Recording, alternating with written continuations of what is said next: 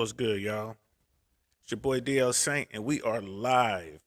Uh, I am doing episode 4. I think this is going to be episode 4. One of these days, I'm going to go back and name and number these episodes. Uh, but yeah, we out here doing it big, y'all, doing it big. So, um, I understand I have 0 viewers right now, and that is cool. But like I said, we film these live, and then we archive them so people. The intent is for people to go back and check them out. Um, give me 6 months. Give me 6 months, and then we'll have people jumping on a live, and we'll have some interactions going on. I promise you that because that's how we roll. We're gonna make it happen, people. Today we're gonna be talking about Hollywood writers and what's that all about, right? We're gonna talk about. I got my friend Chris Sugimoto, who's going to be on. He's a writer, Hollywood. We worked together on the script. He helped me write my first script, uh, Parlay, which we are just about done with. So I thought it'd be good to have him on, and we could talk about that world. Because as a stand-up comedian, yeah, I write my own material, but I'm not a quote-unquote writer per se. Um, a writer is a person who can sit down with you and pretty much write anything. So I want to get in that and get a little taste of that world. And as always, why am I talking about that? Well, there's politics involved. I want to talk about the politics involved in that. So yeah, I'm gonna do that. And I'm going right now. What you see me doing is actually checking in on the live, so I can see myself. I'm looking at myself right now. As a matter of fact, on the live, and yeah, I wanted to do that. Put that there, and I did send the links out. Make sure that my people got the link so we can have someone to talk to. Be kind of crazy if we don't. And so just give me 1 second on that while I hit my man up, Chris. Yo, did you get the link? Did you get the link? Question mark. Bam. And I'm sure he did. I haven't had a problem yet using StreamYard for anybody out there who's, I decided to go with this platform and I really like it. Absolutely amazing. Highly recommended. They have a free version and they have a version you can pay for, and they have another version like a pro version. I got the just not the pro version, but the one under that. So yeah, that's what we're doing there. Um, I got one viewer out there. What's up? Whoever that is, it might be me. Cool. Chris Gotti's gonna jump in a hot second. So there is something I wanted to share off rip. Put this over here. And I'm gonna pull it up so you guys can see it. And what I'm gonna pull up is a site from the Critical Drinker. Um, please go check out his Critical Drinker. It's on YouTube. He has over 1 million followers, and what he does, he critiques movies. That goes over movies, goes over Hollywood, just a whole bunch of stuff. I don't even know how I found him. I just kind of landed on his page somehow, and the guy's amazing, absolutely amazing. So this is he did a review on Masters of the Universe, which I never watched. I was gonna watch. I was excited to watch it, being a kid who grew up in the '80s. I couldn't wait to see He Man do his thing, Skeletor, the whole crew. Um, but it was different. It was not what I thought it was gonna be. I could tell that from the trailers, and then I read some reviews, and I saw the Rotten Tomatoes, and was like, "Oh, I'm not even gonna waste my time. I can't even watch it." And he did actually a 2-part review on it, and this is the second part. It's just really funny. Never let it be said that the drinker's a guy who doesn't see things through to completion, even when it's shit that I've got absolutely no interest in at this point. Like Masters of the Universe Revelation, a disastrous attempt by Kevin Smith and Netflix to revive the classic He-Man franchise with 2021 sensibilities in mind, featuring a story that gleefully kills off He-Man in the first episode in order to focus all its attention on filleting an idealized version of Teela, who now looks like the love child of Scott Steiner and Abby from Last of Us 2. It went down with the fans about as well as you might expect, to the point where Kevin Smith is still being prescribed daily doses of copium to help him deal with the chronic butt hurt that got inflicted on him. Have yourself a nice wee cry, Kev, we'll get you there. Anyway, it turns out the Revelation was only one slice of the turd sandwich that had been prepared for us, and the unwelcome second part finally dropped a few days ago. And since I'd reviewed part 1, it would have been unprofessional of me not to slog through to the end, So I'll leave it there because we're going to come back to this a little later in the broadcast while we're talking to Chris, who has just jumped in. So let's bring the brother on here so he can tell y'all all about himself and who is who and what's going on. Chris, what's good? What's good, brother? What's good, dog? Chilling, brother. Chilling, man. Absolutely a pleasure to see you. I mean, we done worked together now for what, 3 or 4 months? Yeah. It's been a few months now. Yeah. So yo, man, I'll tell you what I'm doing here with this podcast, man. So what I'm doing is, in my life, I've led so many different lives, and I've touched so many different bubbles growing up. Like coming, Cincinnati, Ohio, from the streets, doing that kind of stuff, then going to the military, and then coming back home again, and then getting into the FAA, and became an air traffic controller, and I've done so many random jobs in between.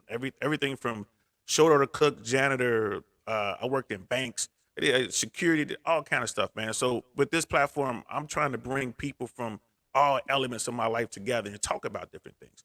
I'm a stand-up comedian now, retired, single dad, and it's just so many branches of my life where people that I know and I'm a part of these worlds, but these people never ever get the full picture of me. Like they just know me in that part of my life, and then I'll tell them some stories about the streets, and they're like, "What? You lived through that?" Like, yeah. Or I'll tell someone like, they were talking about Desert Storm. Like, yeah, I served in Desert Storm. I'm like, what? You were in the war? Like, yeah, I was a paratrooper. What? So I mean, like, Yeah. so yeah, I want to do this and then just kind of have a place where everyone can kind of come and talk about, like, see the stuff and be like, what's up, man? So I had my buddy Ty Barnett on. It was like the one of the bigger interviews I've done so far. The first really good interview, but it was like the second episode of the Okay. platform, and we talked comedy. We talked just being buddies, how we met, and we talked about the comedic world. So now I was like, oh, I can get Chris on here and we could talk about writing and how that world works. And so I got a ton of questions for you, brother. But before we do that, can you tell? Well, right now we got 0 watchers. We had one, they jumped off. But can you tell tell the world who's gonna come back and watch this at a later date? Can you tell the world who you are? Yeah, I started doing comedy way back, like in the year, it seems like so long ago, in 2000. Lunell had hosted a room in Oakland called Dorsey's Locker, and that's where I started doing comedy. And then I did pretty good from like 2000 to 02. And then I had to stop because I had to raise my daughter. My daughter was acting up in school and everything. So I was like, you know what?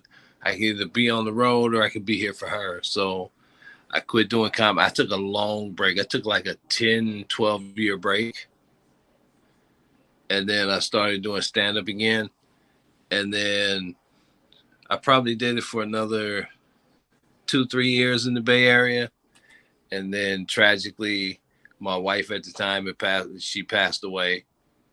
And she had gotten sick from lupus, so I had to take care of her. I'm sorry to hear that, brother.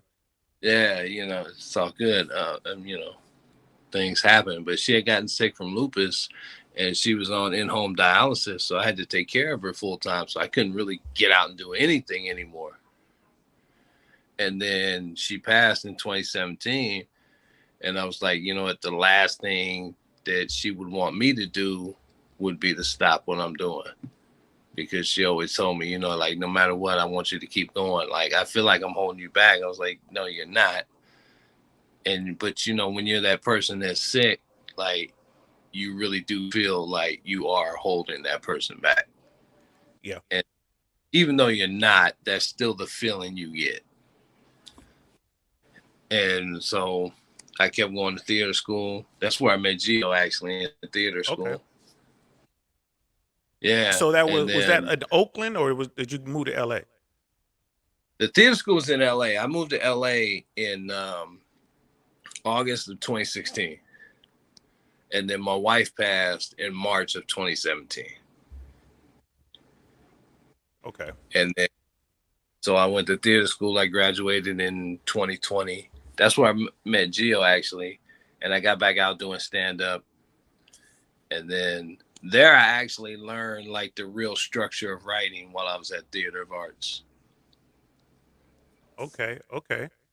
And man, that's a tough origin story right there, brother. I mean, to go through all that pain and then like the moving and the stress and then all that. So Hey, but yo, now I'm doing great, bro. I'm getting married next month. congratulations.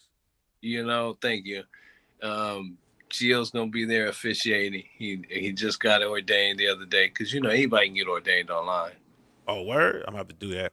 Man, I'm about to put a business card down at the LBGTQ Center and be like, I don't care what your religion is, I'll marry you. That's it. I'll be DLC ordained heathen. That'll be me. Like, I can't bake you a cake, but I'll marry you. I'll marry you. You know what I'm saying? Oh man, that's crazy. So all right. So when did you know you wanted to be a storyteller? Because you had to. I mean, is that something you just woke up one day, or was that? Or how'd that work? So, like, I always wanted to be a comedian. Like, from the time I was 12 years old watching Eddie Murphy Raw, I was like, stand up is what I want to do. And I've done stand up and I love it. I'll never not love it. I'll never not do it.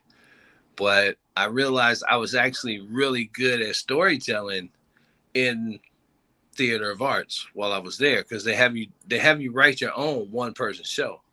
Wow. Well, how long is that? I mean, like the show itself. How much time did you have to write? It's a 20-minute show. Oh wow. And so yeah. Beginning, middle, and end. It's not like you had to write a complete show. Yeah, you had to write a beginning, middle, and end from origin to now. So I went from the time I was 4 years old. My first memory is my pops getting pulled over, getting arrested for a DUI. Wow, you were in the car. Yeah, we was in the back of the van, standing up on the seat, not even in a seatbelt. They didn't give a shit. Sound like the late 70s, early 80s. Wasn't even a law back then, man. Just throw the kids in the back. It was 1981, man. It was like, and this was how different it was then because my father was Japanese, right, and my mother was white, and the deputy, came and drove us home because they arrested my dad and my mother couldn't drive the car.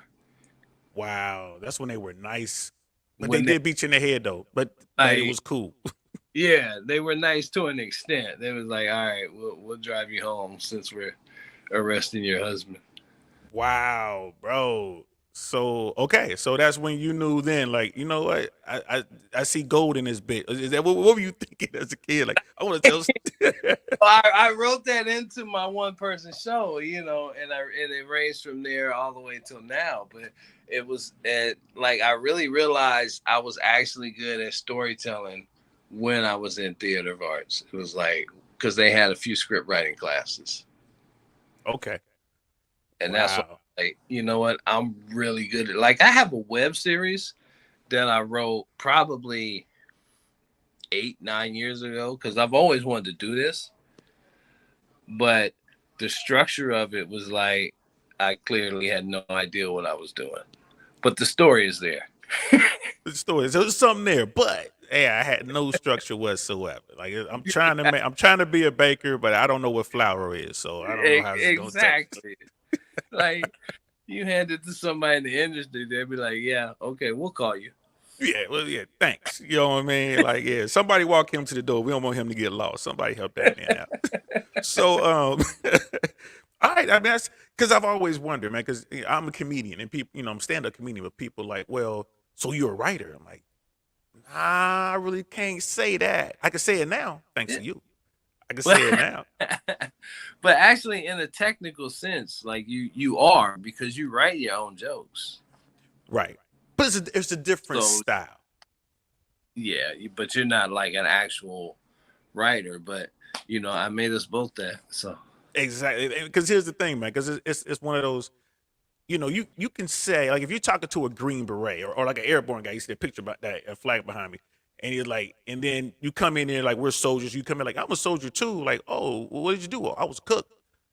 Well, yeah. yeah, He's like, all right, we'll call you when we got some eggs. yeah. We need some beans. It's like, yeah, I was a cook. And like, okay, but we were getting shot at, asshole. Right. And none. I ain't taking none from the cooks out there and the truck drivers. Y'all did go through basic training. Necessary. You do know how to use your weapon. However, and when we was forward, only cook we had was in our pocket. It was called a MRE, meal ready to eat. That's all we had. So I was the chef.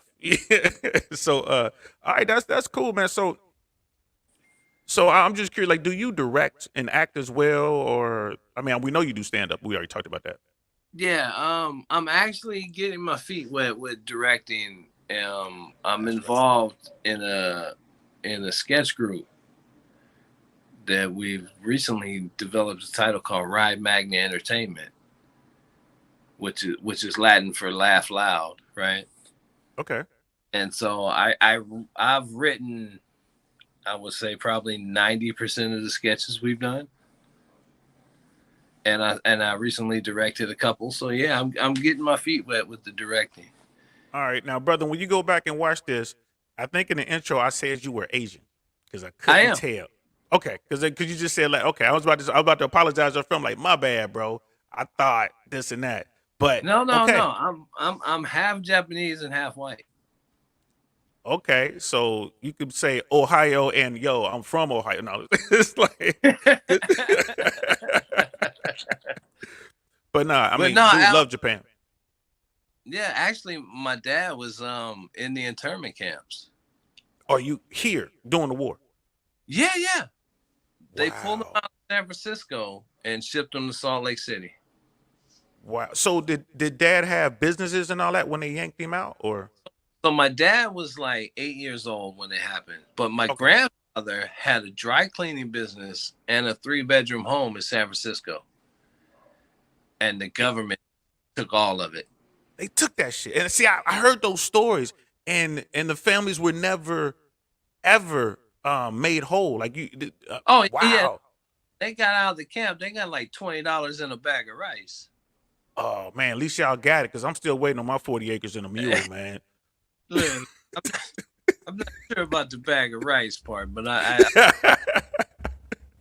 believe it was $20 they were given. But yeah, but they took all that, like a lifetime, maybe more, of hard work and money and property, and it's gone forever. Yeah, and they came here the legit way. Like they came from Japan to Hawaii, then from Hawaii to San Francisco, got their citizenship, started a business, and then the government was like, you know what? We think you might be secret agents. Like I'm pressing asshole. Listen, and here's the thing: if your father if he was 18, they would have sent him off to Europe to fight Germans. Yeah, oh yeah, because they realized they needed soldiers. Oh, and the Nisei soldiers in Europe, we studied this a little bit in the army, were some of the hardest of the hardcore, especially during World War II. Like the Nazis were legit afraid of these guys, and because they didn't send them to the Asian theater, they would send them off to Europe, and these were Asian American men of Japanese descent who fought for the U.S. government, and boy, they fought like these guys. Their units won a lot of medals and a lot of heroism, a lot of bronze and silver stars and some CMHs, like Congressional Medal of Honors, went out to these guys. Meanwhile, their family is locked up. Yeah. You Insane. you know you're a Trekkie, right? So you know George Takei, right? Oh yeah. Yeah. He said his mom got sent to one of the prisons because she refused to sign the letter saying that she pledged allegiance to the United States. I would have a problem with that too. Yeah. Like this country that just took everything from you, called you a traitor and a communist, now wants you to pledge allegiance to it. Right. Put your hand over your heart. Yeah. And she wouldn't sign it, so she got sent to the prison. It's at the I think there's a museum in Los Angeles. Wow. I need to go see that. I didn't know it was there, man. I need to go see that. Yeah, Here's the documentary right here. We need to do this documentary, bro. yeah. Shit, we can do that. Yeah, we're gonna have to. Okay. Side note. Hey, out there, don't be taking our ideas. We come see you. You know what I'm saying? Black man, half Latin, and Asian man. You gonna have some problems. The one viewer who hung up. Yeah, that was my cousin. Oh, he sent me a text in the chat like, "What's up, cuz? Oh, they might come back." But the one viewer, it's hilarious. But I'm happy to do this. I don't care who's watching. Like I said, bro, I think we're gonna get we'll get the views up. Like literally just getting started, man. I haven't even hit a big push yet. So once we get that push going, the subscriptions will go up, like subscribers will go up, and then we'll get people coming back and watching because I'm definitely gonna be sharing this because I had no idea, brother. Like your grandpa's was in the camps at 8. I can just only imagine.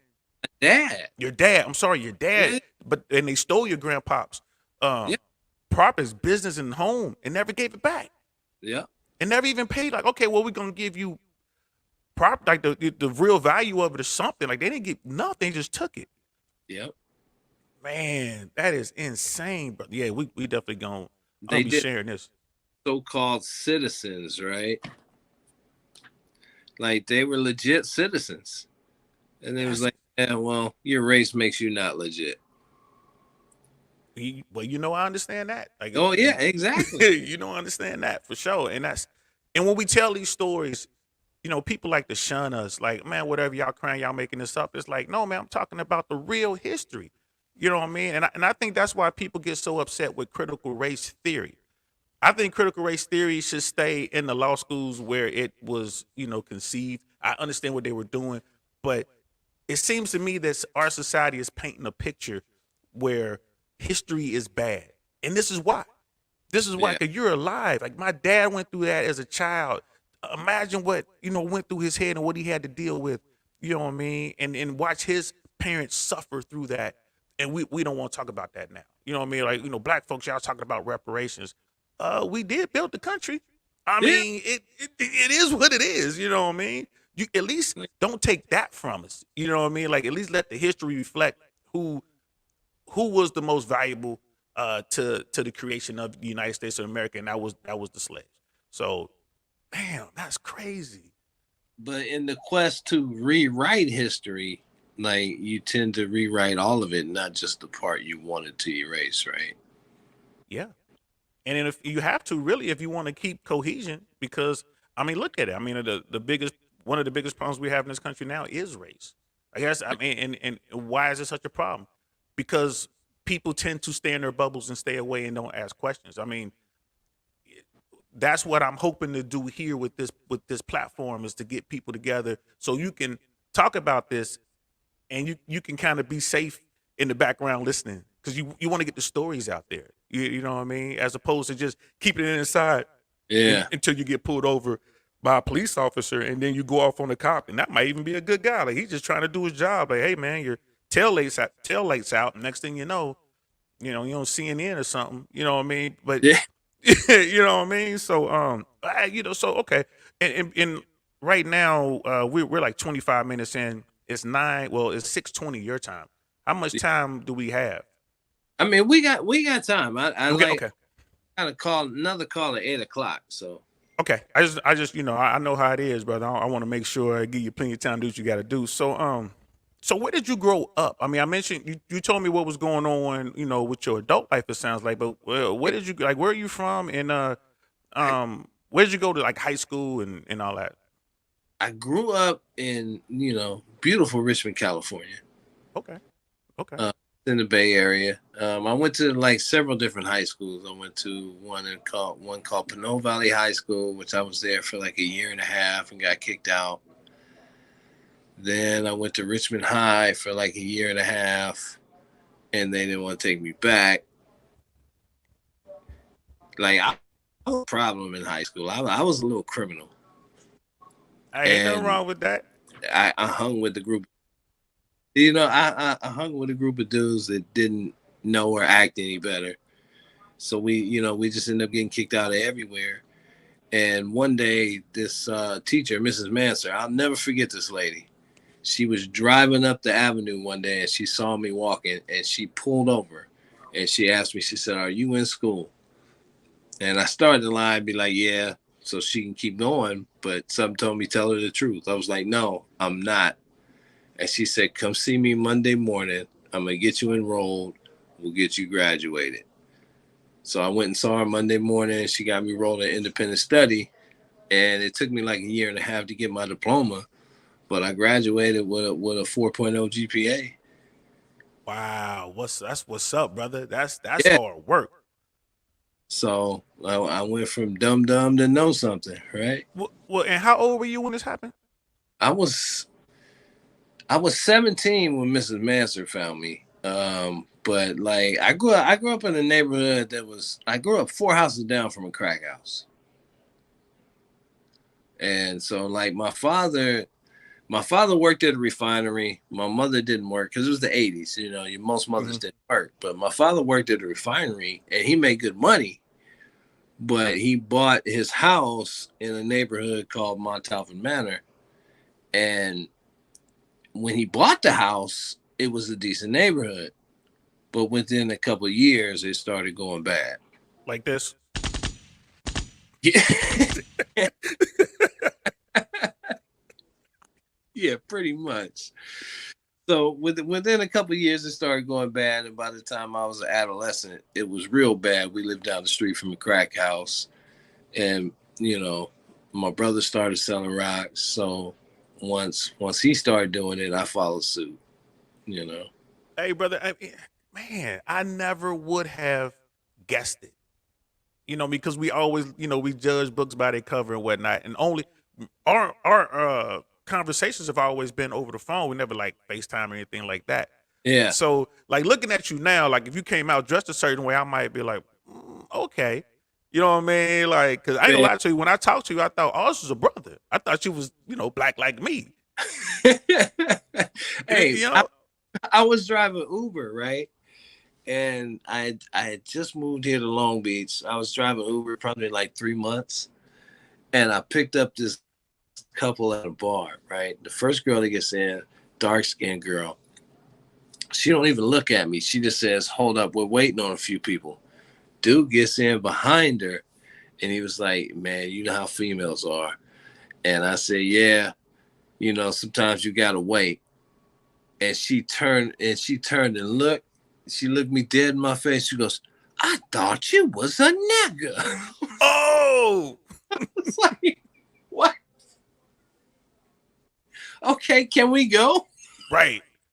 Now that we got that out the way, can I drive y'all off to wherever y'all going? Yo, so were these people were black? I'm assuming. Yeah, they were black. Yeah. No, could you imagine if they weren't? Oh yeah, man. If they would have said that and they weren't, that would have been severely awkward. I was like, oh, where do we go now? Like, Yeah, like I guess we're going to y'all neighborhood. It's like, I mean, oh man. probably go So have a drink. man, that's crazy. So you have mom and dad in the house. You grew up with mom and dad, correct? They divorced when I was 16, but I mean they were there, but then they weren't really together because like they were really dysfunctional. My father was like samurai stubborn, and like he had his ways, and then so I like when they got divorced when I was 16, like I saw it coming since I was like 7. because they just never really got along. And then my father told me something when I was 21 that just like turned all the lights on. He was like, he told me when I was born, right? Shortly after my mother had gotten pregnant again. And he said right away she didn't want it. He's telling you And this. yeah, he was telling me and my brother this. And he goes, right away she didn't want it. And he goes, that hurt me so bad that I never touched her again after that. Because she did. And he said, because she didn't want it right away. Because he wanted like 5 kids, but all he got was me and my brother. And so it turned out that like the doctors were like, if you have this baby, you will die. Okay. So they had to abort it. But he said because of the fact she didn't want it right away, he never touched her again. And then the light went off. It's like, oh my God.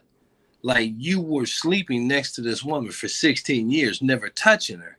No wonder you guys never got along. Right. Wow. So Wow. So let me ask you this then. The way the world works now, do you think that would ever happen in today's world? I know, because so many people are so quick to hit the divorce button. Divorce is not the taboo it was in the 80s and 90s, early 90s, right? There was a point when divorce was like unheard of because you were looked down upon because you got divorced by society. By society. More important, was it like all of society, but really in particular your family would really make you feel it. Yeah, exactly. So like in the 50s and 60s, like people frowned upon it and you got treated bad. But like 70s it started lighting up, 80s got a little better, 90s they started getting more and more liberal, and then now you are here where we are, which is divorce. Okay, you don't like my mom's chicken, divorce. Yeah. Yeah. You didn't say good morning this morning, so here the papers. Yeah. You know what I mean? I ain't working. Oh. But then back then it was like you're in a marriage, you're gonna be stuck in a marriage. Yeah, because I think nationwide the divorce rate is 50%, and then they'll break down state by state. Last time I checked was probably 2 or 3 years ago. California doesn't track divorces; they track the marriages, but they won't tell you how many divorces. Oh no, because they know they're gonna stress, they're gonna financially stress your marriage. That's Absolutely. what the state of California knows. It's like, oh, okay, you think you can get married? All right, wait till you see these married prices. Wait till you see these numbers, because I would just making up numbers here. I would venture to guess that the California divorce rate is somewhere north of 75%. Yeah, you know what? I wouldn't doubt that. I know for a fact it's at least 50%. Right. Yes. Yes. At least that. But I'm thinking like, cause yeah. Wow, bro. Wow. So, but, and the reason I asked you about mom and dad being in the house is because of the street component. Like Yeah. your brother out there cranking. You know what I mean? So you out there getting it, right? But y'all coming home to mom and dad. So here's what happened. When I was 12, my father retired from the refinery because he had me late in life. He had me at 44. Ooh, okay. Right. So when I was 12, he retired from the refinery. He had put in his dues. He had put in his 25. He retired from the refinery and bought a bowling alley. And so him and my mom began to work the bowling alley. And then that's when we began to just run loose and run wild, because now our parents are working 17 hours a day trying to make this business run. And we're home just to fend for ourselves. That makes sense. And That so makes sense. once he started, he pulled me in and was like, you know what? I'm tired of getting made fun of because my shoes are shit. I got bell bottoms. So It's time to get on. Like I mean, hey, trust me, I know. Trust me. yeah, and so once they started running the bowling alley, then it was like the streets was our life, because now there's no parental supervision. Wow, man. And I didn't even have that in my notes because I had no idea. Um, yeah, we'll definitely have to do a part 2 at some point so we can actually talk about the streets, because I got one of my dudes was supposed to be on last night, but we couldn't scheduling make it happen. but like from Philly, wound up in the Navy, moved to LA. I mean, he cuts hair now. Like, he's like one of the premier barbers in LA. He cuts like all the big names and this and that.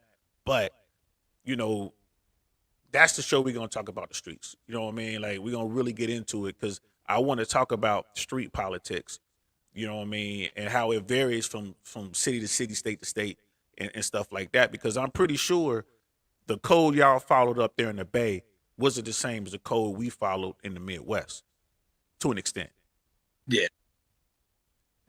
Yeah, I mean, but you know, to an extent, the G code is the G code. And if you're of a certain generation, then that was the code you stuck to. But now there is no code, right? It's Wild West out there now, man. It's no loyalty, it's no nothing. And I tell people all the time, like, if I ever decide to do something illegal and I get caught, I already thought about that. I'm gonna go ahead and sit down. But they don't do that these days. No, no. They're gonna tell on everybody else. Everybody and their cousin. I mean, make up stories. I know people that's been sitting down now because somebody made up the story so they can get out. Which Man, is yeah. I got homeboys getting out. Actually, one got out like a year and a half ago. He did like 23 and a half years. Mm. Because like I mean he did some dumb and dirty shit, but he took somebody with him, and the reason they got caught is because of somebody he took with him was running their mouth, and it just went up the line. Right. Which And a lot of times those cats be running their mouth trying to get some chick. You know what I mean? Like you over here talking, trying to impress somebody. You ain't even do nothing. yeah, I mean rightfully he got caught because what he did was dirty as hell. He shouldn't have done it, but it's just that you know people run their mouth, and it's a different day. That's crazy. So yeah, I got family checking in. I got my cousin O up in here. I think I can put these chats on the screen. But Yeah. you know, I'm learning. Oh yeah, it will let me show. Oh yeah, look at that. They come up. You So doing your thing? I like it. What's up, hey cuz? man, yeah, like I don't even know what I'm doing, bro. I'm trying to figure this out. Figure it Let out. me go. Yeah, let me go slow because we all got Cincinnati public school education, man. I can't be going too fast with clicking to the next one. Gotta give people time to read Cincinnati. it. Cincinnati, bro. So all right, well, let's talk about Hollywood, brother. Um, I've heard it's difficult to make it there, right? For white folks, and they say it's almost impossible for people of color to make it. How true is that, in your opinion? I would say no matter who you are, it's a tough nut to crack, man. Like you gotta have so what I liken it to is playing baseball, right? You can't hit the game winning home run unless you're in the game. Word. And in order to be in the game, you got to be out there submitting to auditions, auditioning until you get that one part that hits. And it's unless you and this is really a business of who you know. So unless you know the right people, you got to go through the cycle, and the cycle is struggle. And Wow. like yeah, Hollywood cares about your skin color, but only to a certain extent. Like they don't just like even if you're blonde hair, blue eyed, they don't just let you in the door because you're blonde hair, blue eyed. Okay, okay. Because I ain't gonna lie to you, that's the first time. Normally, if I ask that question to somebody, they come back right away like, "Yeah, man, you know it's about white man. This done to keep you down." But at the end of the day, and correct me if I'm wrong, you're saying if you truly you have a talent, and that's gonna bring in some bread, they gonna fuck with you. If you got talent and you're out there consistently plugging away, they'll see it and they'll fuck with you. Like I got a homeboy who just got off NCIS. You know, he's been plugging away. He's done all the top CBS shows, NCIS, Magnum PI. I think he's done some FBI's. Like he's plugging away and he's doing his thing. And you know, and he's a black dude. So it's proof that, you know, if you work hard and you're good at what you do, they'll notice. But also it's about being in the game for them to notice because you gotta put in the work. That makes sense. They gotta actually see you not just running around talking crazy, but you really out there getting it. Yeah, And yeah, and they gotta see that. They got okay. and you know, and there's thousands of them out there, but the top, it's just like everything. The top hustlers get the money. Okay. That makes sense. That makes sense. Irregardless of their true talent. Because some people talent is hustling. They just can hustle. But Yeah, they're not getting you that. You know what I'm saying? They're not that guy in the trenches just getting you that A1. You know what I mean? Who just he in his lane. It's just some people who know how to bounce around in everybody's lane and they looked at it as like they Mr. Big. Wow. you got Oscar winning actors that are worth millions, and then you got somebody like Chanel West Coast who has millions because she laughs funny. Wow. It's so Wow. it's a game of luck, really. Wow. Okay. Okay. Now let's talk a little bit about the stand up world. One of the things I hear all the time, right, is females aren't funny. Female stand up comedians just aren't funny. And I always push back on that. I say, well, I say most comedians, stand up comedians, aren't funny. Yeah, Just keeping it 100. I agree with you there. And then I would add to that there's a small percentage of comics, men and women, that are funny. So like there's like I'm just making up numbers here. Let's say 3% of all the comics that are out there are legit funny, not legendary, but like could do it for real. And Yeah, I'm like, and that number holds true to the women. And because there's less women, it makes it look like the majority of them just don't, they ain't funny or whatever. But that 3% still holds. well, here's my theory with the women. Um, Men comedians or men in general say the women are funny because they don't get the jokes. Like the women comedians make jokes for the women as they should. But because men and women are fundamentally different, men don't get the jokes. Or they think they're just bitching. You know, like I'll watch Whitney Cummings, right? Whitney is a very funny woman, does venues larger than I'll probably ever do, right?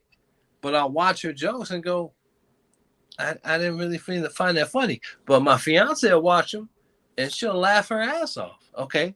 So what's that tell you? Her jokes are written for the women. And so men just really don't like, as far as like women comedians not being as good, no, it's just that they're different and men don't understand it. Okay. And then you have that rare bird that's gender fluid with their material. Even though they're women, they can still make like and I've worked with Whitney. I knew Whitney before she made it big.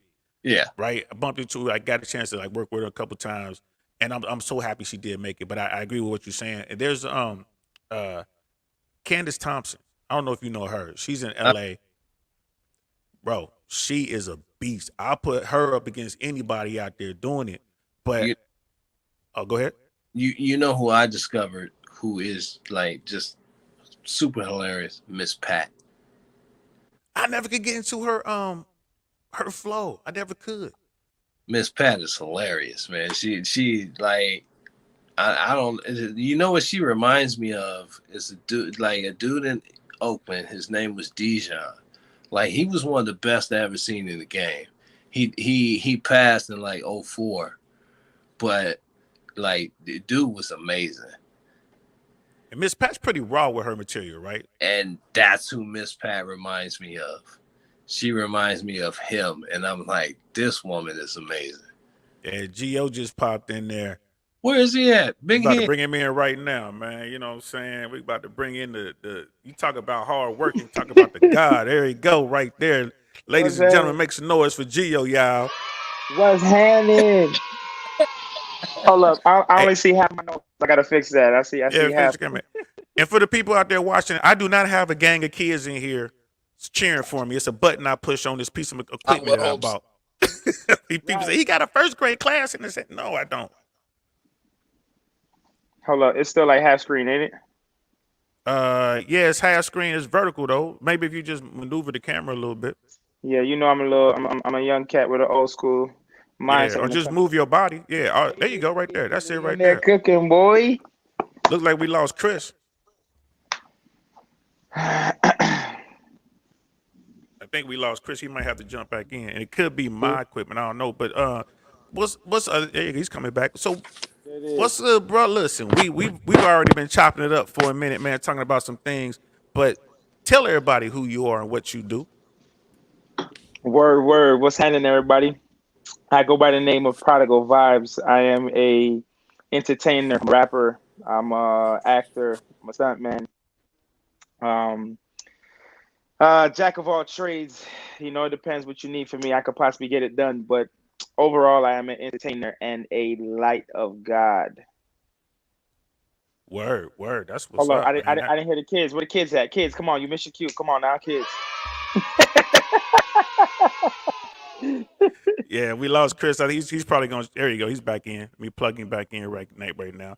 Bet, So bet. we up to 3. So yo, so we're sitting here talking about Hollywood, and it's funny because Chris was saying that I'll ask you the same question I asked him. Right? Mm. I've heard it's difficult to make it. You know, to make it in Hollywood for white folks, and they say it's almost impossible for people of color to make it in Hollywood. So how true would you say that statement is in your opinion? I feel like that statement could be said to be riding a gray line. You know what I mean? For the most part, white people, I see why they say that because white people be having the connects and they're more likely to help out people of their own kind. You know what I mean? And bring them up and pull them up. At the same token, though, there's a lot of brothers and there's a lot of people, of ethnicity that catch a smooth break. I'm realizing Hollywood is really it's a different kind of business. Hollywood is like the streets, but it just has a lot of legalities on it, so it makes it seem like it's proper hustling. You feel what I'm saying? But it's honestly, man, who gonna get it is the one who's persistent. Because even somebody who's not deserving, all they did was be a little more persistent, and they didn't give up, and they got a shot. There's people that is getting it, not being persistent and not being talented, but somebody knows them or they got that friend. You know what I mean? That plugs them in. So it's a bunch of different ways in this game. I feel like honestly, it just boils down more to what kind of shit you gonna take. How hard you gonna overcome all them obstacles and how many times you gonna keep getting up and keep going because you're gonna get knocked down, bro. It's any method that I've seen.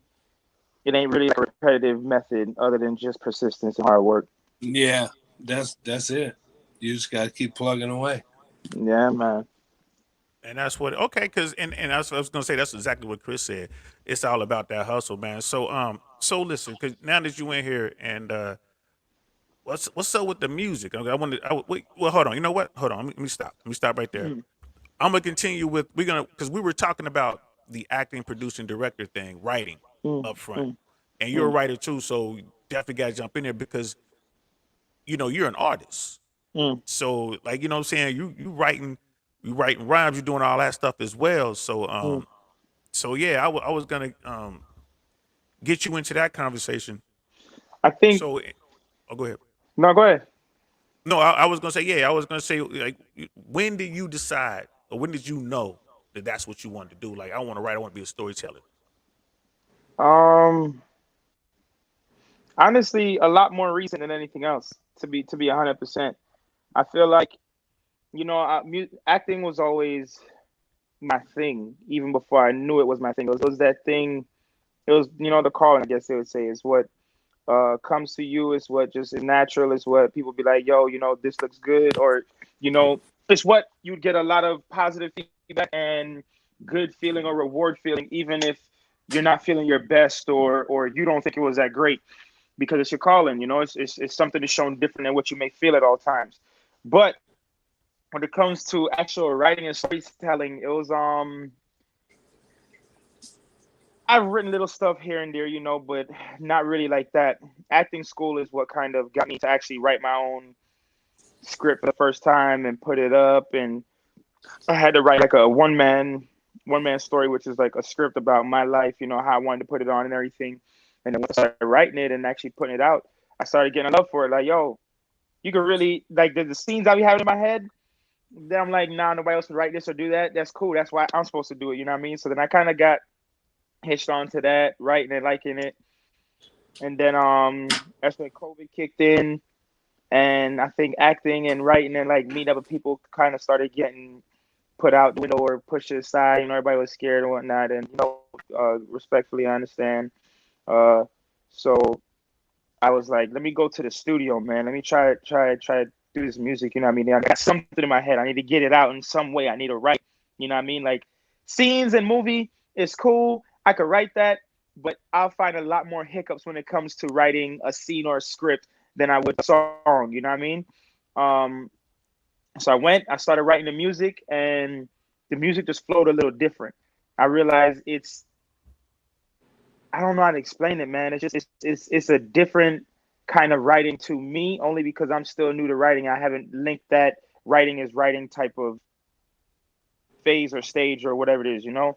And at the same time, when you got Chris Sugi here, I've been rocking with Chris ever since actor school, and pretty much all of our acting projects we do or anything that when it comes to acting, you know what I mean? I'd much rather throw ideas and feelings or vibes or whatever, and then let Chris write the script. Because when it comes to a scene, a short, or whatever, you know what I mean? When it comes to production and whatnot, Chris gonna nail that bit 10 times out of 10. You feel me? Even the whatever you're not feeling, you just have a little alteration. It's like, damn, man, that everything's perfect. You know what I mean? But Yeah, because you that's plugged me and Chris. You know what I mean? I gotta thank you for that, man, because you plugged us and then bam, just like that, we get the script done. You know what I mean? that boy Yeah. nasty, dog. That's hey. You said that. You Why, said that. everybody said they got something right. It's like, all right, nigga, what I got something for you. What you want? You know what I mean? So and before, because I want to get into the creative process. Before I do that, Chris, Yeah. I wanted to ask you, what advice would you give to a young writer who's thinking about moving to a LA or a New York um, today? It's gonna be a struggle. Um, don't come down here expecting that you're gonna crack overnight. You gotta pay your dues, and as a writer, you gotta write for a crew of people in order to build up some kind of resume for you to even gain some respect on a writer's field to begin with. So So what do you mean by that? I mean, just break it down for like you for the ignorant folks. gotta have some writings that have been turned into productions Okay, like in a order. catalog. You got to kind of Yeah, already you got have. a body of work. Okay. And to just get plugged into writing, like even though like I do everything that I've done with Geo and the scripts I've done with you, like I'm still not plugged into the writing, whatever here in LA. We're So definitely working on that. We're yeah, gonna work on that. That's a matter of time. It really is. and I'm working on it. And once I get through that door, then yeah, but it's just it takes time. Just don't expect for it to happen overnight. You're gonna have to have a job. Okay. that Come out there that part ready to right work. there. Yeah, yeah, you're gonna have to have a job. Don't think you're gonna come here and get rich overnight, boy. And then real quick, just to touch on it, because I'm in Miami a lot. That's my second home. I love Miami. I lived there for a minute when I was air traffic controller, and I was just in Miami last weekend. And I was talking to some strangers in the bar, and they were talking about the cost of living and this and that. And it was a couple of young guys there. And they were talking about L.A. and I was like, well, L.A. is much more expensive than Miami. And then this older dude chips in, well, no, it's not. It's not that much more expensive. And I'm like, no, bro, apples to apples, it is. Like, we're in Brickell, like we're downtown Miami, in one of the highest per square foot residential areas in that town. And I'm like, I can buy a place here in Brickell for $600,000, and I can see water and a sky rise. Like, I'm like, you ain't getting nothing in Santa Monica for less than $1.5 million No, yeah. You're lucky. if you can see water. If you get, but I say even if you get the price you want, you ain't gonna get everything else that you want. It's hard to match it all up out here. Yeah, you won't be looking at beach for 1.5 in Santa Monica. And that's what I was trying to tell the guy. I was like, apples to apples, bro. Like, you're gonna need a lot of money to get into a sky ride. You like we could throw a rock into the water. We was really that close. Mm, You know what I mean? So I'm like, cause I got little waterways. But mm, I like to tell people when they're thinking about going to LA, like you're gonna need financial reserves when you go out there. mm-hmm, And the same for even more so for the Bay. mm. Yeah, especially the Bay. The Bay is getting so expensive. Like I just read a thing the other day that said low income in San Francisco is $150,000 a year. That's what's Whoa. What'd you say? That's what they Say that again. You, s- you said what? $150,000 a year is what they consider low income in So San low Francisco. income? So you qualify for housing assistance. Yeah, if you make less than 150, yeah.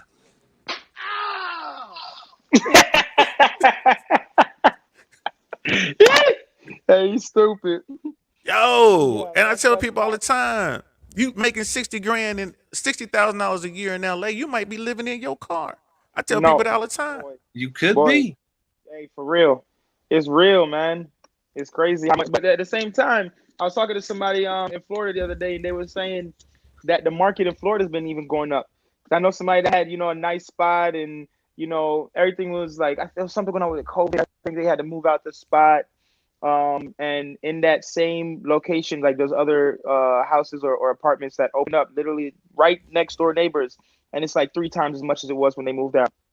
Yeah. Once you get an influx of people, prices start going. Woo! Way up, And, and way up. and COVID is apparently over now. I mean, it ain't a thing. So prices is about to just shoot the hell right back up. Man, I don't know what's gonna happen, but like I tell folks all the time, like, look, young people, old people, y'all want to go chase y'all dreams, please go do it, but be smart about it. You know what I mean? I Nah, tell fact. folks Yeah. like you might want to, especially young comics. I'm like, y'all might want to try another city. You know what I mean? You might want I, to look at, maybe Chicago or like like something like Houston or Dallas. You know what I mean? Maybe Vegas, but Vegas is expensive now though. And also and even with too, with the bro. internet too, you don't have to move out here. Oh, Right. that's true. Oh, that is a factor. Everything true is self tapes or submissions that can be done over line or interviews or Zoom, Skype. You know what I mean? That's one thing Yeah. COVID did kind of bless us with that. Like, all right, let's take this wall down a little bit and let's sit down. You know what I mean? Put your business suit and then basketball shorts on and get on the video time. You know what I mean? It made things a lot smoother that way to communicate and not to travel. But in the same Okay. token, I think one of the main things people don't really think of when they come here is the fact that I don't care how elite you are, I don't care how nice you think you are, I don't care none of that. I don't. People feel like they're gonna come here on top. I don't think they understand. No matter what advantages you have, you're still gonna be starting at the bottom in some sense. I feel like LA is the best of the best from the town. So you grew up Chicago, all the best. Okay, cool. They want to move to LA and try something. You have Florida, all the people that was the coldest rapper or the coldest actor, whatever. Now they move to LA. So you have everybody who was the best in their town moving here, and now here is supposed to be the best of the best. So you got literally elite competing against elite. You feel me? And when you have stakes like that, where there's a lot of course, trash out there, but when you have a lot of high people competing together on the same level, you're not always going to win some of them. But at the same time, it's like you losing to Grammy nominated. You know what I mean? Like it's just stuff that's going to keep elevating you and keeping you growing. But you need to know and learn to have that skin. That I don't care how hot your shit is, you're gonna get rejected a pile of times, and you gonna it's gonna seem like you not cold, even though you know you is. You know what I mean? Only because there's people who one been here longer and been working longer and been working harder and who already have a stake in the game, or it's the name of the game, nigga. It's I get that. I get that. So you touched on some stuff that some people might not know about. So we're gonna switch mm, over from the writing aspect of it. We're gonna talk mm, about the like the acting and the production side. So you mm, touched on self tape and some of these other terms. So for people who don't know what that means, let's talk about the audition process real quick. So mm, let's say you have an agent. I'm the mm, agent, mm, right? And Chris is your manager. mm. So, and we'll let Chris start, and then we'll jump in to UGO. But how's the process work? Say, hey, I got a gig, Geo, uh, and we got an audition for you. So what are you expecting for an audition for a commercial? So like First of all, to get a manager or an agent is a big feat right off the top. You gotta start with that. There's so many actors out there that don't have that, just trying to submit themselves for Oh, gigs. okay, well let's stay on that. How So important is that? it's very important because you don't get the top tier gigs without that. Mm, Like they are the gatekeepers mm, Okay. yeah. because you don't get the CBS shows, the NBC shows, or the Marvel movie auditions unless Mm, you got that agent, right? mm. Okay. And so, Well, and what's the process then, real quick? What's the process then to get that agent? Or is it an agent and manager, or is it just really you got to get the agent first? I some would people say, have both, honestly. Okay. would Some say, people do have the agent and the manager, but go ahead, brother. I would say, ideally, the agent is the first thing to get, and after you get an agent, you start getting some success, then you'll need a manager. But Okay. from the like agent to you, like your agent gets the breakdown from the studios or whatever and sends it to you and says, "Hey, I got this audition for you." So now you got to set up your camera in your house, do a self tape, get the kids to be quiet, hope a plane doesn't go over your head while you're trying to Right. film. Right. It's always hey, the second you got audition is when you hear the speakers going next door or the Yeah, mariachi or exactly. the kids crying, the Okay. airport. So, Yeah. and just so people know, it used to be prior to COVID, not really, but it used to be that when you got an audition, you would actually come in and audition. And I was gonna, after once we finish up with you, Chris, I was gonna jump over to Geo. It used to be you actually went in for an audition. Yeah. But now because of COVID and some other things, probably monetarily speaking, it's easier for them. So they want you to self tape your audition. So that term self tape is that correct? Is that where that came from? Yeah. So and Self-tape. like it used to be expensive to do auditions because you had to print your headshot, you had to print your resume, and you had to take it in there with you. And now you just send it all digitally, and you could do it all from home. So in that aspect, it's better, but also you don't get the personal connection of actually meeting the people. You Mm, Okay. know, because there's that yeah, personal that's connection true. that you get with meeting somebody in the audition. They go, you know what, I really like him. Let's give him a call back. Hmm. Now it's like they watch tape, boom, done, boom, done. There's no I really like him, let's give him a callback aspect. So it's Right. almost like being on Tinder, left and right swipe. There's no commitment there. Yeah. Damn, Okay. really. So Gio, how many auditions did you do in person, like the old school way, versus how many? And I guess now all of them is just self tape. Shoot. I don't know, honestly. Honestly, I feel like I could only say confidently I've done a lot more self tape because my agent now don't be playing, man. Shout out Rochelle, Momentum Talent Agency. She don't be playing, boy. Yeah. Gary and Say that Mike helped again. me Say with that all that. again. We gonna make sure you get a clean shout out. This one more time.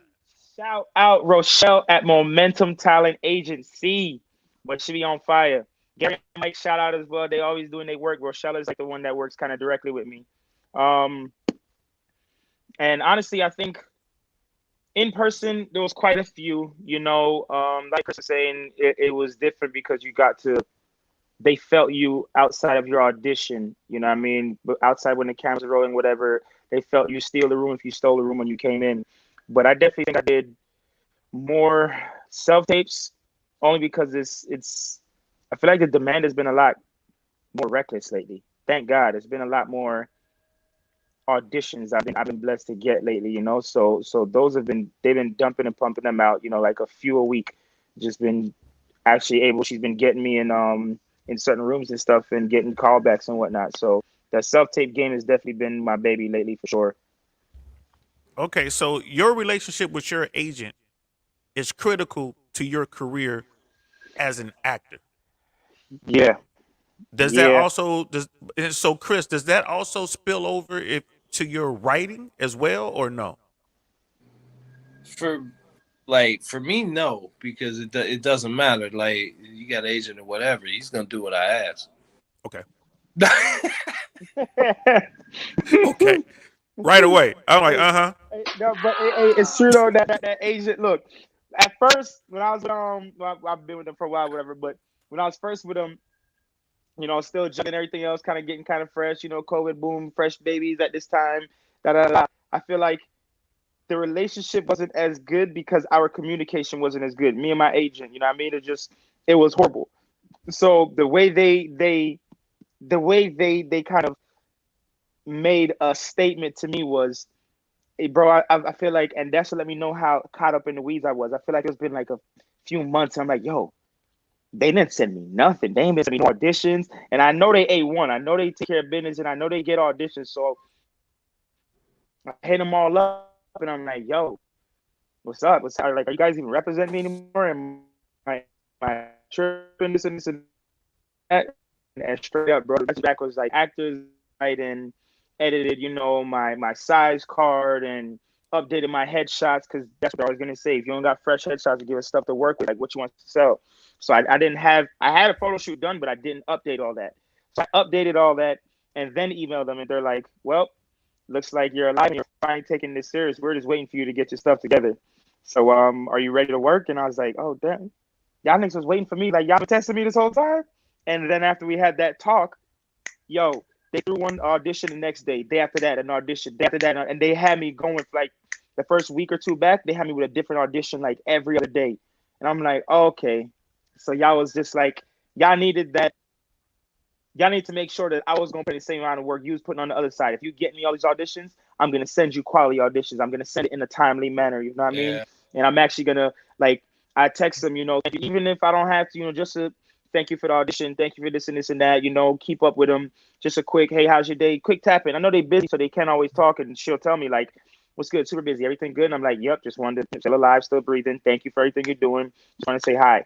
And then it puts it like even subconsciously, she's working, she's doing stuff, and then she's remembering like a conversation or something we just had. Dang, I forgot. Geo, let me submit him for this. So like it goes both with knowing you have a lot on your plate and you're representing a lot, and you might forget about me, not purposely, but purposely, but you're busy. You know what I'm saying? So it's just about keeping myself fresh in your mind and keeping it fresh that I'm ready to work as hard as you. Like, look, I want to get you millions as much as I want to get some millions. So let me know. And I'll tell her, let me know if you need something. You need updated pictures, if you whatever. Okay. Yeah. And Chris, So you were that gonna jump in there? Yeah, I mean, it's just like every other occupation. You're gonna feed the work to your top workers. Mm. As an agent, you're gonna to the people who you know is gonna hustle and do the work. Exactly. That's who you're gonna send the auditions to. Exactly. Yeah, hold on. We talking code right now. We gonna send the work to the top workers. What's audition mean? What we talking about here? What we talking about here? Hey, Put in the work and you find run a out. restaurant. The mayor comes in for a steak. You ain't gonna give it to the sous chef. You gonna give it to the chef. No, Right? Give it to right, the chef, yeah. chef. So and early you went on earlier. We were talking about our backgrounds, Gio, and I'm pretty sure I know the answer to this. But Chris and I in our life have maybe touched the streets a little bit coming up. We may have Mm. done some things coming up. I would imagine you've been in that same situation, Allegedly. Um, allegedly. I'm about to say, wait, what is this? What is this for the feds, nigga? What I'm Nah, allegedly. I'm just talking about as kids. I ain't talking about today or tomorrow. I'm talking about coming up. You kind of were you exposed coming up to a little bit of the street life? this is how I feel about it, bro. Every time, and I feel like I come across this topic so much, even especially in music, man. Especially, it's like I think I can honestly say, and then I guess that's where the split and divide in life comes. I feel like everybody got to get exposed to that at some level. Growing up, you gonna get exposed to the drugs or drug dealing or whatever side of life, whether it comes to foul females, prostitution, murder, whatever. At some point, you're gonna get exposed to it. You know what I mean? Those who never had to, I mean, God bless y'all, I appreciate it, but especially being born in South Florida and then moving Central Florida, living in New York, New Jersey, is yeah, you get a little exposed. I ain't saying I was John Gotti or no goddamn Frank Lucas, but for sure, then I had to see some of that life. Yeah, absolutely. Because you knew what I was talking about when I say it work. So that's Mm. enough said right there, huh? Yeah, I already knew what it was. Trying to clean it up, trying to be all Mr. Political over there. All right, the agent watching. I get it. The agent watching. I get it. I ain't tripping. But all right. So when we were talking, you were talking a lot of mention to headshots and this kind of stuff. So what is the actual cost of acting? Like when you are on your ground, like what because we're talking about. We'll do this question for both you guys with a little split. What's the cost of acting? Which I'm like headshots, clothing or whatever. I don't know whatever you may need and then also tie that to the writing side, Chris. Like, what is there things you got to do? Like, you got to be a part of the Writers Guild. Also, with actors, we could talk about the unions. Like, do you have to be a part of the unions, and what does that cost? Hmm. You talk about that ratio, boy. That'll get ugly. I feel like you can find what you find. You can find a photo shoot for 150 from somebody who's probably not as good or is good and just starting out. You can find a photo shoot for $400 to $600 as somebody that knows what they're doing and shot some people before and is going to give you quality you probably going to use for the next couple years and not even doubt. You know what I mean? So it depends the budget with that. Back in the days, like Chris said, it used to be the whole cut out your resume, put it on the back of the headshot, and you have to print bunch of copies and get right like that. And that was where a lot more money was coming out too. But now, like I said, it's all digital. But So on it's always average, going what to would you be say? spend a On million average, dollars what would you say? Oh, I'm sorry, I stepped in there for a second. I mean, I cut you off here. But on average, Gio, what would you say on average you would spend per month? per month on acting. On average, yeah. What you asking? And we might have lost you, brother. It looks like you I froze think up I a little froze or bit. you froze. I'm gonna pull you down. So, Chris, we'll wait till Gio gets it going again. Like, with headshots, it ranges. Like you could find them as cheap as $100, and you could find them as good as $2,000. But sometimes you'll get lucky and find somebody on their way up doing them for $150, and they do $1,000 quality. And that's what it's about. It's still about finding those people who are out there, Yeah, pranking as well. Like, all right, well, this. Let me get with dude before he gets to that point where he can get that 2,000. yeah, exactly. You got a guy with the equipment to get to 2,000, but he don't have the experience or name yet, so he's building his name. So you can get headshots at a reasonable price. On average, you gotta do headshots probably if you got an agent once every 3 months. Once every 3 months. And Gio, we got you back, bro. Can you hear us? I don't know if he can hear us. Maybe he's still working on the camera, so I'll bring him down for a second. All right, that's cool. And so as an actor, are there hidden costs that people don't think about? Well, you got to pay. Like if you don't have an agent, even if you do have an agent, you got to pay for the sites that have the acting jobs on them, like Actors Access and LA Casting. Those got yearly or monthly fees that you got to pay for that. But otherwise, you can't submit to the jobs. And you gotta hustle while like you're not an A-list actor or even a B-list, C-list, right? You're out there struggling, trying to get every gig you got. You can't just rely on what your agent's gonna get you, because he might get you one audition a week if you're lucky. Okay, and then that's not even counting the free work that you do, working with your friends, just trying to keep your skills up. Exactly, and on your own. If you're out there submitting, you can do 2, 3, 4, sometimes 5 in a week. Oh, that's what's up. We got you back, Gio. What's good, bro? What's happening, big dog? We got you back, man. So we were just breaking it down. And Chris brought up a good thing. Chris and I were talking about, and we were talking about the free work that you do, not necessarily gigs that you're doing because it's going to pay anything, but you're helping out young artists or whatever, and you're getting that, you're getting those reps. So how much of that have you done as an actor? And then we'll go to Chris. Like I don't even know what you want to call it. I mean, it's free, but and then we'll go to Chris with that as far as writing and stuff. So go ahead, Gio. Piles of it. I feel like your first couple years is gonna be free work, is what it's gonna seem like. You know what I mean? That's just the name of the game. That's it. You can say, you only get your value, get you this and this and that. There's literally 30 people right behind you who will go with no value, less talent, less worth. Like, you know what I mean? And you learn soon enough. Like, there's a lot of that free that got to get put in to get what's paid. You know what I mean? So how much have I done? Too much. Too much. Okay, Chris. And like I feel the same way. Like it's the list of free work you're going to do is never ending. Uh, until you get to that point where you are that name where they call and it's like, okay, we need Facts. this. We got 3 million. Let's call this person and get it written. You know, until you get that name, you are that. You're gonna do a lot of free work.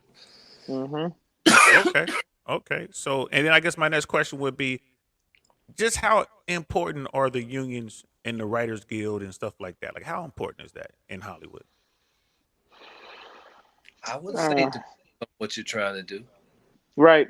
Depends your what you're doing and your level in, you know?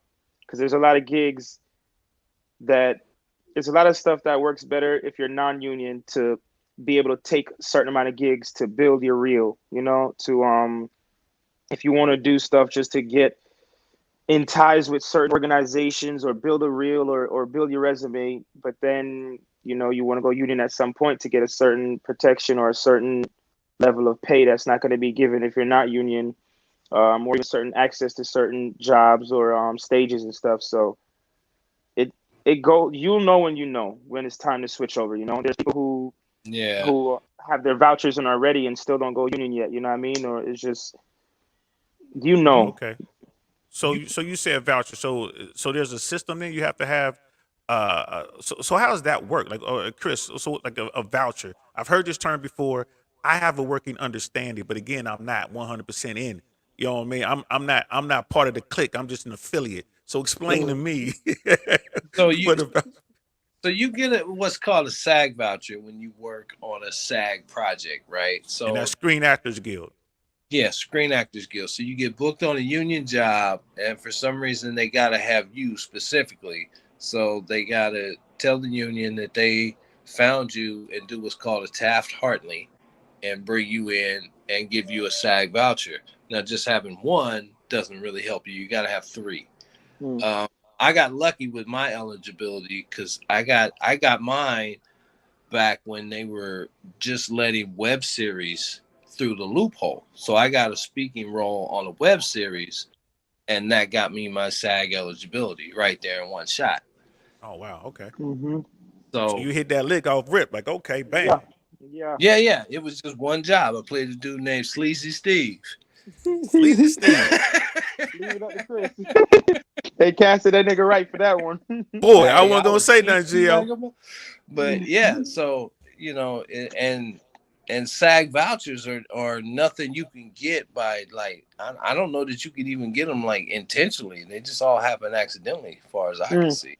It's And just that's and is that part of the politics behind it? Like, because people don't talk about that. That sounds very political to me. Like the unions got to control it to an extent, and then you have the other gatekeepers. oh Hell yeah, yeah. most definitely. It's a checkpoint because like you can't even walk into the. I mean, you can go walk into the union office, but there's nothing you can get done unless you got those three vouchers. But then once you got those three vouchers, you got to pay the fee, and the initial fee, I think it's like almost $4,000. Yeah. Is that a year or That's just a one time? That's a one-time fee, and then they base your yearly dues off your income. Oh wow. So okay, if you're gonna make it in Hollywood, if you're gonna be big, you fucking with the union. Point blank. Period. That's it. That's what like they kind of make it that way because that's where the big money is. That makes sense. If I want to lock down a block sound, they got it all the way locked down. You ain't gonna set up shop in You Hollywood. could do independent, but independent only goes so big, right? Right. And even then, you can get so many. So you can't get to the $100 million plus deals or whatever if you're doing the independent stuff, right? Yeah. Now you don't see them Wow. checks like that. Yeah. Okay. So, all right, fellas, we're going to get a little dark here. We're going to get a little dark. All right.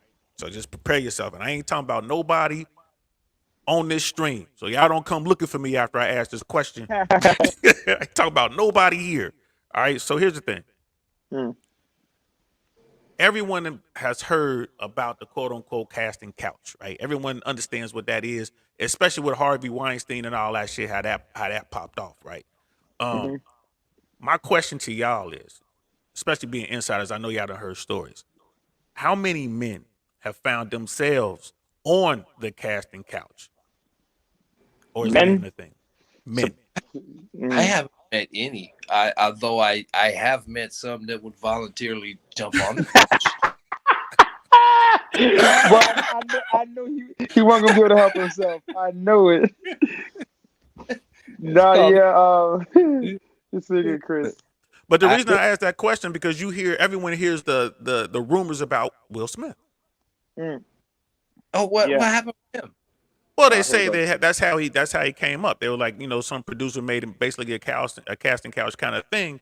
You let me do this thing, you do this with me, and then I'll make sure you'll be a big star. Now I can't speak to that, but I can speak to some stories I've heard about some dudes who I give an example. There's a comedian. I was talking to one of the OG comedians, and he was like, "Yeah, bro, they wanted me to take the script and read for this producer of this project. Big project. It's all union above board, the whole nine."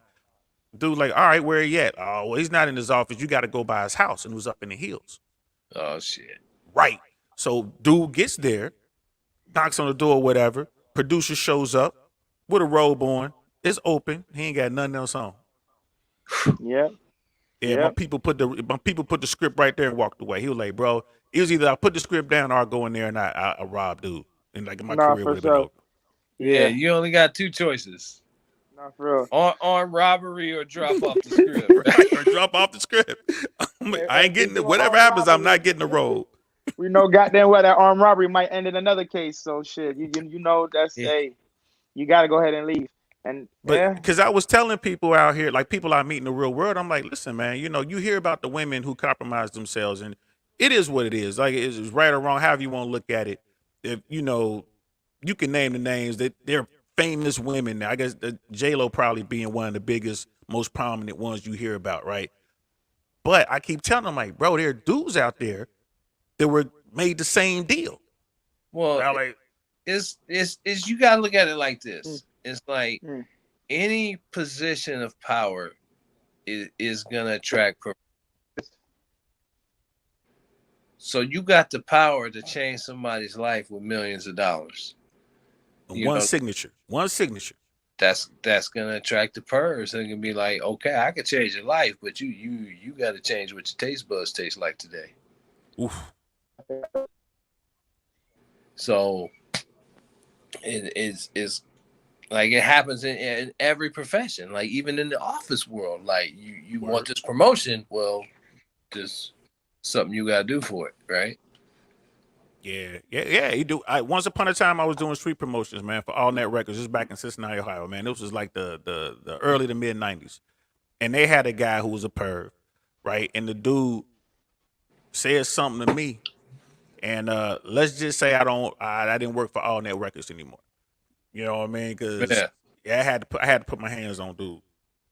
Yeah, like fortunately, I've never been approached with no deals like that, but I'm sure those deals happen left and right, especially in Hollywood. That's crazy. So it is a place where you will be tested. You will, that compromise might, come there, and it's up to you as an individual, as a grown up, Well, whether or not what you want to do yeah, with it. like I said, it's a position of power, like, and that just gives them the opportunity to go, hey, I can change your life, but you got to do something for me. Man, so just think about that. Y'all little young players out there talking to these young girls, just understand there's another dude looking down at you. Like you think you the predator getting on. There's another predator above you. Yeah, Better have your eyes open. You know what I mean? Because that whole Bill Cosby thing can happen to you. Cause yeah, Bill Cosby. like some weird Hollywood stuff. All right, I wanted to ask that question because that's one of the things I asked. Like the more established folks, and off camera they'll tell me they'll share those stories with me, but on camera they won't say anything. And I think that goes to the power of that political system where you have to be careful what you say. Yeah, because you might get your money stream cut. Wow. Wow, and we ain't talking cancel culture. We're talking about when Hollywood blackballs you. That's a real thing, right? When you get Yeah, blackballed when by they Hollywood. blackball you, like your money stream gets cut. What are you gonna do? You gonna be working at the grocery store? That's a hard pill to swallow, man. So we'll finish up with this because I know you got to move on. And this has been great, by the way, man. Thank you, Man, brother. Thank you for doing it. this has been fun. Thank you for having me. Yeah. So I got one last thing, and then we're gonna end it. We're gonna end it light. So it's like enough of the dark side. What are your top 5 reasons why you want to make it in Hollywood? Top 5. I don't know that I necessarily want to make it in Hollywood, but I want to make it in the film industry because, like, reason number one is like I want to give them that new fresh blood of talent, like somebody writing stuff that's never been written before. And I want to put that out there. And I want to carve my own niche, right? Where, like, I want to develop a show, a West Coast version of that would stand up against like Saturday Night Live. Okay, Saturday Night Live. Or would you try to try to get to that living color level? Because for us, that was it, right? That was the standard. Living color was like In living stood color, alone. like I want to be a game changer. That's what I Okay. want. And I want when people hear my name, they know, oh, this is gonna be it. Okay. Okay. So And that's why you're on that pursuit. that's why That's why you're in that pursuit. That's why you do it. That's the drive. Like I'm trying to be, dude. It's like I love that because it's like, yo, I'm about to set the new standard for greatness. Is what I'm hearing. yeah, and there's one of my favorite rappers. He's underground. He's from Sacramento. You might have heard of him. He's got some main stuff called Sibo. Yeah, I know Sebo. Sebo caught a Yeah. case in Cincinnati. Sibo, yeah, he did. He caught a case in Cincinnati. Yeah, I was there. He caught a case in Cincinnati. Yes, he did. He got a parole violation out there. He sure did. Like I said, I But was there. he's got a song where he says, "I'm the problem," and basically he's saying he's the problem for every rapper out there, and like that's what I want to be for every writer out there. The problem, like you got to outdo me. And by doing that, that raises the bar, right? That makes everyone get better. Yeah, like that is my goal, to be the problem for anybody who wants to write anything comedy. Is like, okay, I gotta do it better than he did it. Hey, we on our way, man. With Parlay for real. We just put the finishing touches on now. We're gonna be doing a little something. Man, like I was telling Gio, I was like, I'm so mad I gotta let this script go. What? I was like, I want to keep this for myself, but I made a deal. So We made a deal, and okay. And if we got a couple minutes, maybe we can talk about that real quick before we wrap up. Your writing process, bro. Like I've been around a lot of writers. Yeah. I've never been around a writer like you in the sense that we went from concept to completion seamlessly, like just boom. I mean, is that the normal process for you, or because my friends, it never really goes that way with other people I've observed. So the process for me is once I see it in my mind, right? So I gotta know, like, if it's not a story I came up with, like I showed you I sent you the paper with the names of who's who, Yes. what relations. So once I get that mapped out, then I see the story playing out in my head. And then, I just envision everything, but it doesn't always work that way. Like I got skits I've written, like we got a 13-minute skit I wrote because I wanted to accuse somebody of having an ashy dick. and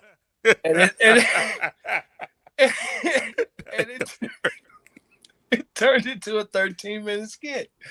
So like the process is, but once I see it, that's when it comes along, and I envision the whole thing, like from words to action to everything. Chris, you gotta be like me in the room when you pitch that, because it's gonna go like this. You want to tell a story about what?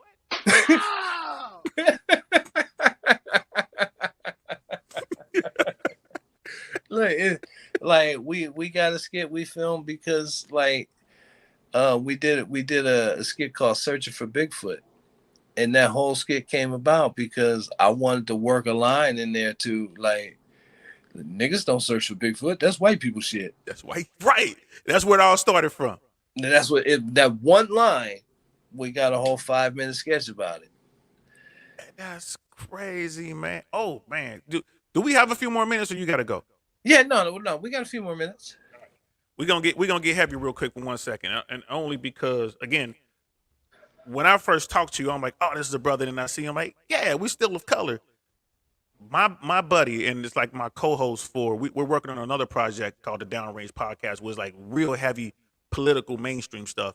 Yeah. DL Saint is more we're everywhere just trying to figure stuff out. So one of the episodes we did, which we haven't published yet, we talk about the use of the word nigga, the N word. Yeah. So and in this stream, we've used it twice, right? Exactly. So right, the first time we used it, we were explaining something that this is what happened in the car, and then we just used it to talk about the skit, which again I think is hilarious. What is your opinion on the use of the N word, and I mean that from the ethnic stand? Yeah, exactly. My whole ethnic stance is I don't care where you grew up. It's a word for black people to use however they feel like using it. It's not your word. Now I use it in skits because I'm writing how my actor's gonna talk. And so I will use it that way. But as far as everyday conversation, no, I don't do it. I don't throw it around. I don't even do it in my stand-up. But if it's in a skit and it warrants maximum funny for me to use that word specifically, then I use it. Okay, and again, I spent a lot of time in South Florida. The Latino community in South Florida, in particular, like the Cubans, Yeah. right? And then in Miami, that's a part of the everyday lingo, like the slang they use down there. Yeah. Dominican, Dominican, Cuban, Colombian, Venezuelan. So we're talking about Latin folks who some look like me and darker, right, and some look like they're Caucasian, but they all use it. So what's your take on that little thing right there? Because in my opinion, people of color, like Latinos, they're Latin. They have their own story. They have their own words. But when you grow up in America and you grow up close to the hood or in the hood, that word is going to come up because it's so prevalent in the hip hop culture. So what's your take on that? I was just about to say that. To me, that's really a byproduct of hip hop culture. Is that, it's in every song. Like once Fat Joe started saying it, then you started hearing Latins everywhere say it, right? Ooh, okay. And then so it was once it was accepted, once Fat Joe was accepted, then now, okay, why are you not accepting me, the Puerto Rican who's just down here on the street in Miami saying it? Okay. So because within the black community, it's it's a huge thing. It's a huge thing because I'll share this story with you. I'm in Miami. This is back in 2009. I'm at my neighborhood bar. Bartender's Cuban. His buddy comes in Cuban, right? His buddy is hood, bro. I'm talking about 10 times more hood than me and you. And I talked a lot of that up to the hip hop culture, whatever. And I'm not sure if he was really in the streets per se. I'm not sure he was in the streets, but he felt he was. You dig? So he's having a conversation with the bartender. Mind you, the only people who can hear this conversation are the two talking and me. The bartender's looking at me, and his buddy has his back towards me. Every other word, N-word, N-word, N-word. And the bartender knows me. So the bartender can tell, like, he can see me thinking. And this is a very light-skinned, very fair-complected Cuban using this word. Now, I didn't say anything. I didn't press it. I didn't worry about it. Because I'm listening to this guy's conversation. I'm like, this dude is 100% ignorant, for real. If I say anything, I know how it's going to end. It's going to be a fight. It's absolutely going to be a fight. I know how it's going to end. So I let that go. Fast forward 15 years or so, I'm in Sherman Oaks. I'm at this bar on Ventura, man. I forget the name of the bar. I think it was called One Up or something. It had like old school video games, arcade. So I'm in there, free arcade games, free drink, not free drinks, but we're paying for drinks. And there's a guy behind me, a white guy, like a yuppie dude. And I'm with two beautiful women, good friends of mine, like my cousin, and then one of her girls who was just beautiful, like Persian, fine. I can hear this guy talking. First, he's bumping into me. I had to turn around and say, "Hey, man, I'm here. Quit bumping into me." I'm being nice about it. Now he's using the N word, but he's not. He hasn't owned the N word. It's just every story he's telling now has the N word in it, and he's making sure I can hear it. So I had to, I did press that guy. I went him and two of his dudes. It was three of them, and I was like, "All right, now I see what's going on here." I did press. I didn't put my hands on him, but I touched the guy. Like, "Hey, I'm finna give you the attention you looking for, player." You know what I mean? If I hear that word one more time, I'm about to set it off in this joint because A, this ain't my normal bar like in Miami. That was my hangout. This place, I ain't never got to come in here again. And B, I know that cameras don't work. So say it one more time, player, and that was it. Him and his friends left. So I did press him. But should I have pressed the Cuban dude? Like, you know what I'm saying? Well, you know what I mean? Yeah, and that's, I mean, for you, I can see how it's a hard line to walk. For me, I listen to that and then go, oh, okay, you think you're a rapper. There's no need for me to even conversate with you. Okay, so you just let it go completely. Yeah, like, because anybody using it, that's like, even when black dudes use it heavily, I see it as a sign of like, okay, you're not on a level where we can communicate and do things professionally, because that's your every other word. I can't take you into an office and that's your every other word. Okay. So, okay, like, we can conversate, but there's nothing we could do business wise. That makes sense. Sense. And when I hear a white dude saying it, I'm just like, oh, okay. You're just trying to fit into a culture that's not yours. Because like, there's no other reason for him to say it. Like, the only pass I give to people saying it or writing it are people who are actually writing it for somebody who that's the way they speak. Which is what you were saying earlier, and like Geo just jumped back in with us. Like, Geo, we're talking about the use of the N word, and we were just wrapping it up. And Chris was saying how he uses it in a sense when he's writing, and the character needs to use the word, and it's almost as if you need that character to have that trait in order to move the story forward. And that makes sense to me. Like, Chris do a fire job of writing.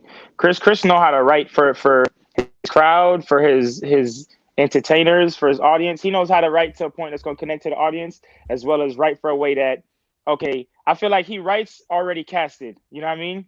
And then the other one is not already casted, but it could work. It could work with so many different venues once pieced together the right way. But he knows how to convey what that artist would be saying perfectly. So, Every time we get a script. And let me ask you guys this: it's more so to Chris. Chris, you still with us, or did you freeze up? No, I'm here. Are you still with? Because I'm like, you was posing. I'm like, what, we about to pop lock or something here? Sorry, bro, I can put on some play at your own risk, man. So is there an equivalent word? Because I'm trying to think of another word. Is there another word so polarizing out there that's a writer's landmine? And the only word I can think of is when you're talking about females and you use the C word. Is that the equivalent or no? Now, in today's climate, there's a lot of words that are that equivalent. Oh, really? You can say a number of things and people will have that, oh my God, he's against this or that reaction, right? But I think context 1000% matters. And in the context of how you're using what you're using. If you use the C word in a context, like, there's several ways that it has been used, and it's never a good thing to say about anybody, right? Agreed. And depending on how you say it about who you say it about, it's accepted. Like you got Jim Jeffries, who uses it Hmm. 30 times in a 1 hour stand up. Ooh. And but he says it in a way where like he's talking about you as a man. He goes, if you're a dumb cunt and your wife isn't smart either, guess what your child's gonna be? Okay. So yeah, he Hmm. says it, but he's saying it in a way that where it's not gonna offend the female crowd. So it's just all in. To me, it's George Carlin put it perfectly when he said these words are it's the context that you use the words that make it a problem. And then Hmm. now everyone's super hypersensitive. Yeah, You can't even. I mean, you can't even do like at the top of the show when I was like, I said, oh, you're Japanese and Latin, and I'm like, so you can say Ohio and then live in Ohio, and it's like, oh yeah, whatever. But it's like, oh my god, I'm offended. Like, huh? You know what I mean? It's yeah, like, and so, and how does that hurt? I mean, that hurts the quality of material, of content, of movies that can be made because they're redlining all these things that are needed for the.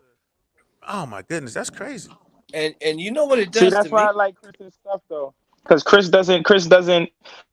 he doesn't play that same thing. He plays that artist thing where it's like you're gonna see the artistry, you're gonna respect it. A lot of people nowadays, man, in comedy, writing, and everything, it's like you know something might be funnier or better said if you use the other word or other phrase, but because of that sensitive climate we're in, where they're looking for something to be offended of to start a viral trend or something, it's like a lot of people don't even want that headache or stress, or they're scared of taking the more artistic, the more true route because of the backlash they might get.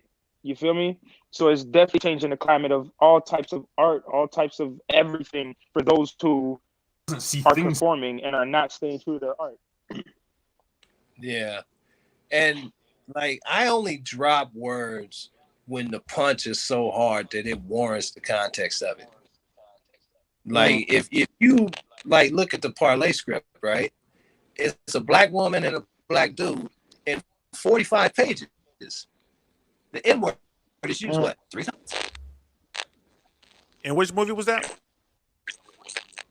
I don't know. And parlay. Oh, our movie. Yeah. Oh, I might be having some technical difficulties on my end. Can you guys hear me still? Okay, there we Yeah, I can go. hear you. Now we're good. So say that one more Yeah, I time. got it. It's like I only use those words when like the punch is so hard it's gonna warrant the use of it.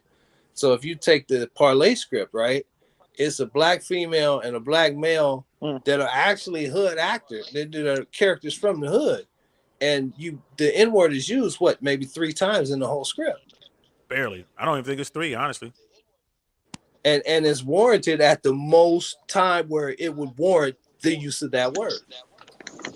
Yeah. In fact, it flows so seamlessly that it doesn't even hit you because you're in Yeah, that world. It makes sense.